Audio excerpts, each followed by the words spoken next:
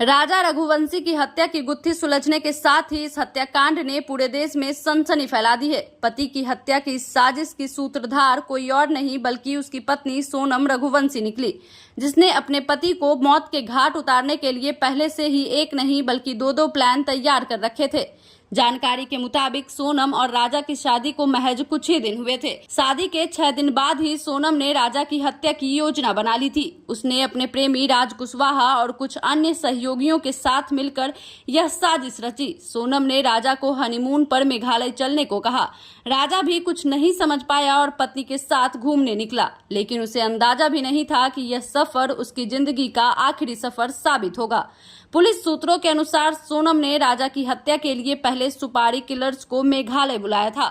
योजना यह थी कि राजा को सुनसान इलाके में ले जाकर मार दिया जाएगा, लेकिन अगर यह योजना किसी वजह से सफल नहीं हो पाती तो सोनम ने एक और वैकल्पिक योजना यानी प्लान बी भी बना रखा था।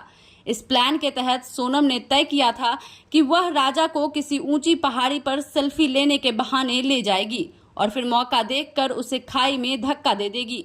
इसके बाद वह सबके सामने यह कहानी बनाए रखती कि राजा हादसे का शिकार हो गया और फोटो खींचते वक्त उसका पैर फिसल गया।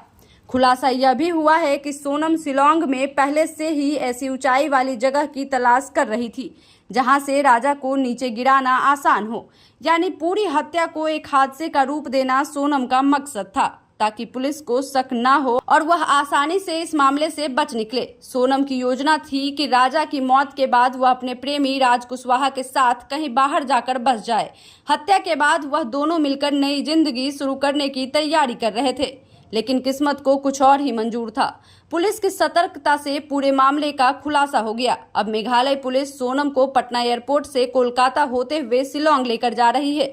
इसी मामले में नामजद आरोपी राज कुशवाहा समेत अन्य 4 आरोपियों को भी इंदौर एयरपोर्ट से शिलांग भेजा जा चुका है, जहां आगे की पूछताछ और कानूनी कार्रवाई की जाएगी। आगे के अपडेट्स के लिए देखते रहें केलांचल टाइम्स।